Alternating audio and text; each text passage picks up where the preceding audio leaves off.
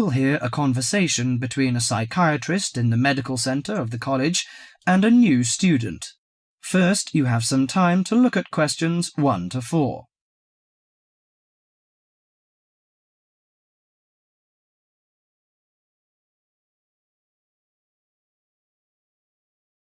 Now listen carefully to the conversation and answer questions 1 to 4. Hello, sit down, please. Thank you. Now, you are a new patient, aren't you? Yes, that's right. OK, so I'd better get some basic details down first. Right, we'll start with your name. Martin Hansen. Do you spell that S-O-N or S-E-N? Hansen. OK, and you're a first-year student? Yes, I am. Study in? Electronics, actually. I hope you enjoy it. Thanks. And your address? 2805 Hesperian Avenue, Hayward.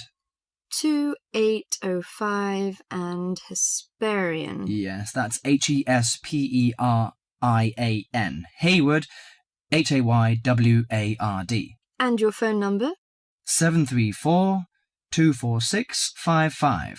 734-264-55. No, you got the 6 and the 4 the wrong way round. It's 246-55. Huh? Sorry, right. And, when were you born? The 15th of June, 1986. Here in New Zealand? No, I was born in Sydney.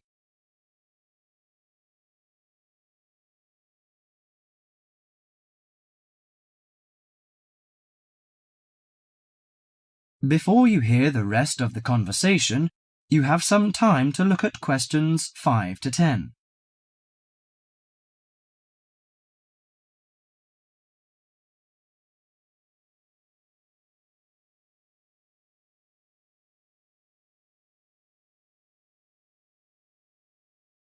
Now listen to the conversation and answer questions 5 to 10. Good. So, what's your problem? Well, frankly, I wonder whether it is a problem. I get the blues, and it lasts for quite a while. I don't know how to... Yes, we all feel sad or get the blues now and again. Generally, our sadness lessens in time, and with the support of friends. However, if the depression leads to difficulty in thinking and greatly disrupts your daily routine, it can be evidence of a psychiatric problem. What do you feel exactly?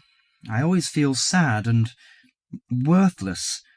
I find it hard to fall asleep and wake up early in the morning. How long has it lasted? Nearly half a month.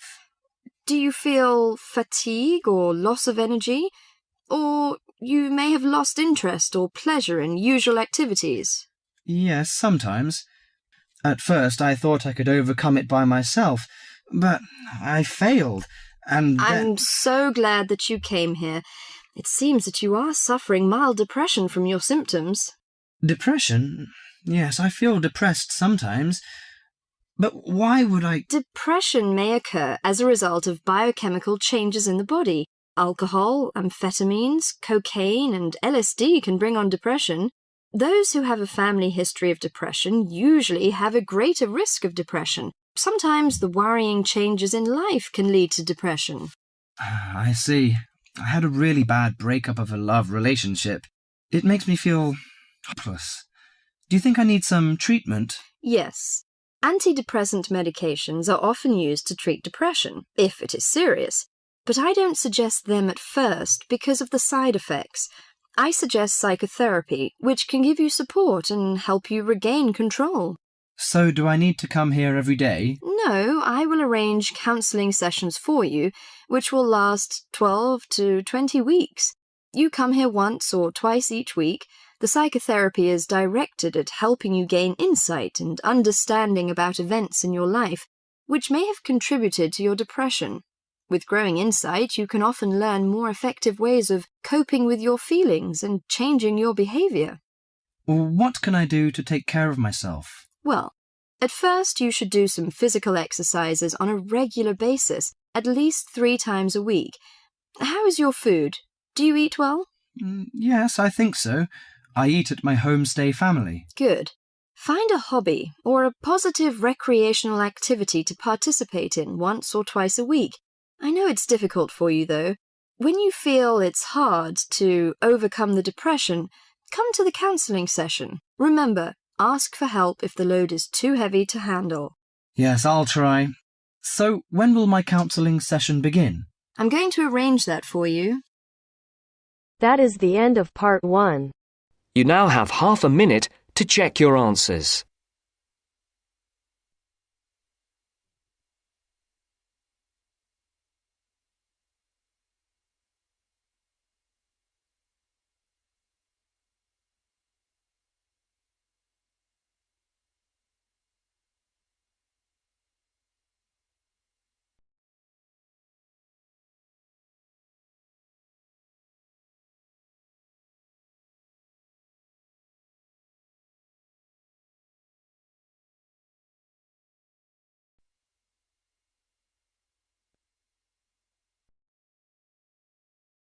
Now turns to part 2.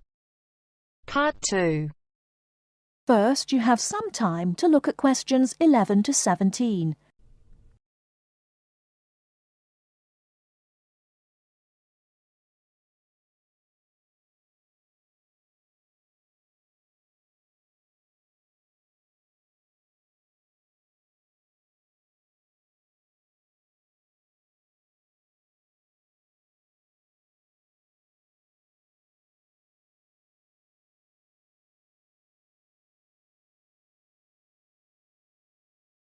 Now, listen carefully and answer questions 11 to 17. Good afternoon, everyone, and welcome to this short talk on the subject of fireworks. Now, fireworks, as I'm sure many of you know, were invented in China, though there has long been disagreement as to exactly when, or even in which century. The consensus nowadays, though, is that it was in the 6th, as there is considerable evidence of war rockets being made then. We also know that fireworks were in use by the 7th century in Arabia, where they were called Chinese arrows, reflecting their military potential. It then took a long time for them to spread to Europe. In fact, it wasn't until the 1200s that fireworks made their appearance there.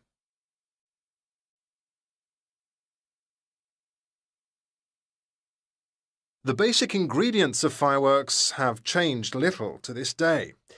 Their explosive capacity comes mainly from black powder, also known as gunpowder, which is produced from a mixture of charcoal, sulfur, and potassium nitrate. A modern aerial firework, the kind used nowadays in big public displays, not the small rocket type that you might remember from your childhood, is normally made in the form of a shell, often a sphere about the size of a peach. Inside the shell are a number of stars, surrounded by black powder, and running through the centre of the round shell is a charge that makes the firework explode when it reaches the desired altitude. This is known as the bursting charge. When this explodes, it ignites the outside of the stars, which begin to burn with bright showers of sparks. Since the explosion throws the stars in all directions, you get the huge sphere of sparkling light that is so familiar at firework displays. A shell of this kind is launched from a 75mm diameter mortar, which in some ways resembles the type used by the military.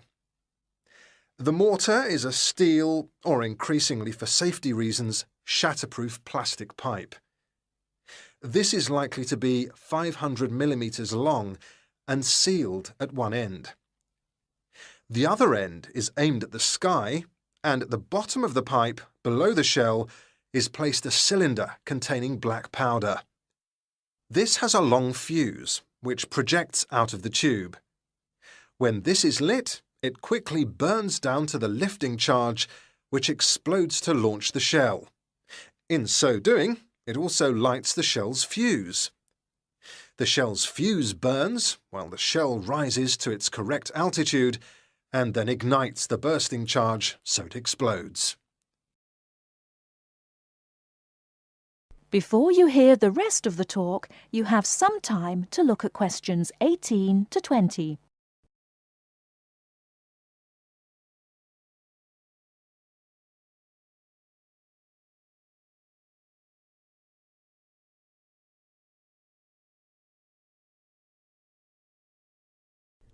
Now listen and answer questions 18 to 20.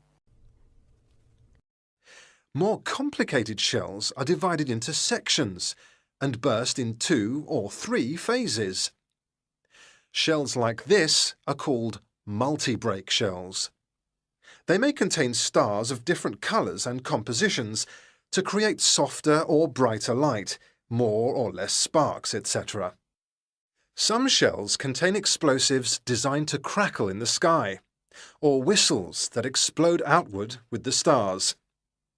The sections of a multi-break shell are ignited by different fuses, and the bursting of one section ignites the next. The shells must be assembled in such a way that each section explodes in sequence to produce a distinct, separate effect. The pattern that an aerial shell paints in the sky depends on the arrangement of stars inside the shell. For example, if the stars are equally spaced in a circle, with black powder inside the circle, you will see an aerial display of smaller star explosions equally spaced in a circle. To create a specific figure in the sky, for instance a heart shape, you create an outline of the figure in stars inside the shell. Then you place explosive charges inside those stars to blow them outward into the shape of a large heart. Each charge has to be ignited at exactly the right time, or the whole thing is spoiled. Many other shapes have particular names, like the willow. This is formed by stars that fall in the shape of willow tree branches, spreading a little to the side and then downwards. The high charcoal composition of the stars makes them long burning, so they may even stay visible until they hit the ground. The ring shell is fairly basic. It is produced by stars exploding outwards to produce a symmetrical ring of coloured lights. More complex is the pattern created by the palm, which contains large comets or charges in the shape of a solid cylinder. These travel outwards, explode and then curve downwards, like the limbs of a palm tree. The serpentine, the last one for now, is different again. When this one bursts, it sends small tubes of incendiaries scattering outwards in random paths, which may culminate in exploding stars. It can be quite spectacular. That is the end of part 2. You now have half a minute to check your answers.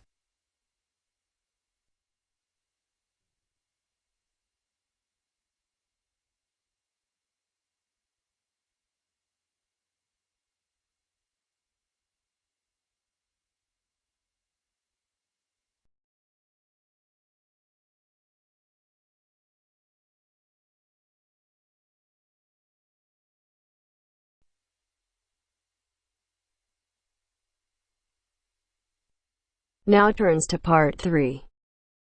Part 3.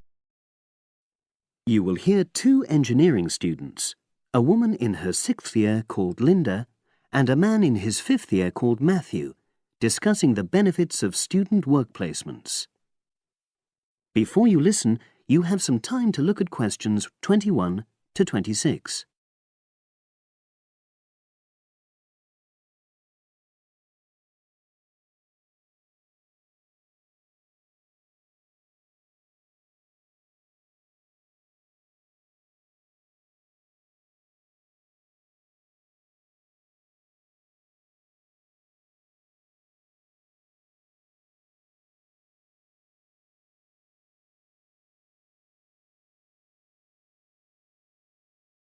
Now listen and answer questions 21 to 26. Hi, Linda. Can you spare a few minutes? Hello, Matthew. No problem. I just wanted to talk to you about temporary work placements. I've never really thought there was a good reason for doing one. I've got some savings, so I don't really need the money at the moment. But I've had an email from the university about a vacancy that looks quite interesting. You did a placement last year, didn't you? I did, yes. In my case, I wanted to find out if I was making the right career choice before I began applying for permanent jobs.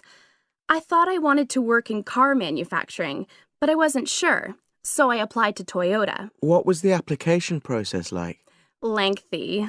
There were a lot of different parts to it. The dullest one was a psychometric test.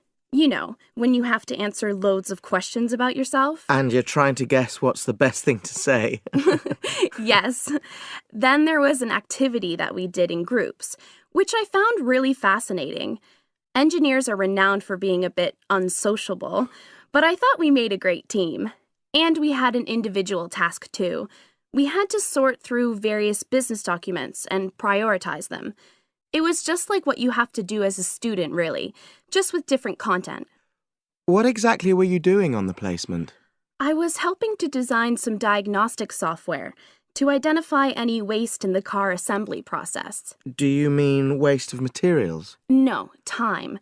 Anything that can speed the process up helps to cut costs. How did the work placement compare to being a student? Was it hard work? Yes, it was. I'd had full-time work before. I've done various unskilled jobs during university holidays, and some of those involve long hours. So I thought I'd find it easy. I was wrong, though. I think when you're on placement, you're always trying to prove yourself. So you push yourself hard to succeed? Yes. But I got a lot of support from my employers. They were always helpful. And then, at the end of the placement, I was given formal feedback. Do you mean on your engineering ability? Well, no. I didn't really need that because we had team meetings every other day. And so I had the chance to discuss technical issues and ask about anything that wasn't clear. The evaluation was about general workplace things, like organizational ability, initiative, that sort of thing. I get the impression you think you benefited from the placement. Well, the best thing is that they've offered me a job for next year. Depending on my exam results, of course, but still. A permanent one? Yes. But apart from that, I learned so much. The industrial environment was much more demanding than the academic one, so my general skills improved, like time management, meeting deadlines. And on the technical side, I learned new software packages, like MS Project. Well, I think you've convinced me that work placements are worthwhile, but while you're here, can you give me advice on something else? Before you hear the rest of the conversation, you have some time to look at questions 27 to 30.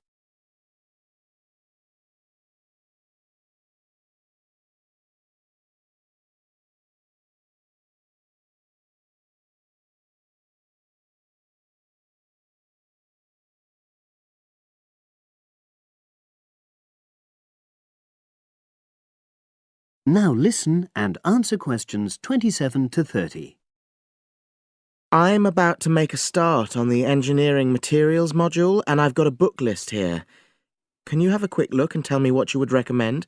That's if you can remember. Let's see. I do remember some of them. Yes, this one, The Science of Materials. I found the subject quite hard generally, but this book is very accessible, so it suited me. It doesn't cover everything, though. What about this one then, Materials Engineering? Oh, yes. I do remember that. But it's a bit out of date now, isn't it? Unless it's a new edition. I don't think so. But what I liked about it were the pictures. They really helped to understand the descriptions. It's useful just from that point of view. Let's see, what else? Oh, yes, that one there, Engineering Basics. I think out of all these, that's got the widest coverage. But I've looked at the contents page and it hardly mentions nanotechnology. Yes, you're right. The evolution of materials does, though. It's a recent publication, so it covers all the latest developments. It's a bit thin on the 1960s, though, and that decade was quite important. Well, it sounds as if they all complement each other in some ways. I don't suppose you can lend me...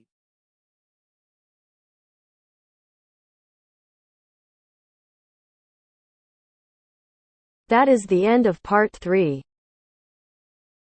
You now have half a minute to check your answers.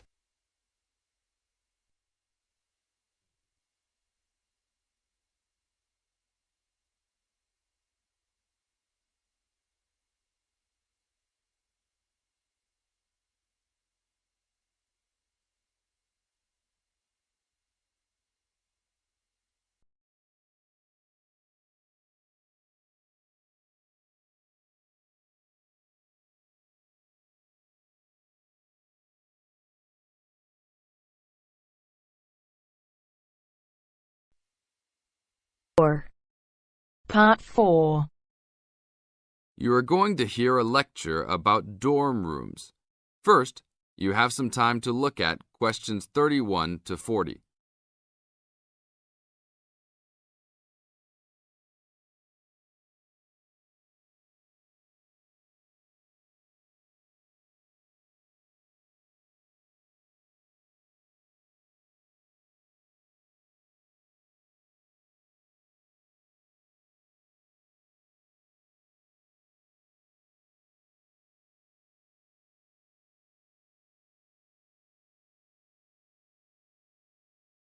Now listen to the tape and answer questions 31 to 40. Welcome to your new home for the upcoming year. These dorm rooms are among the best in the nation and are the newest ones at this school. So I hope you will all learn to appreciate them and take good care of all the facilities here. I am Gina, and I will be residential advisor in this building for the year.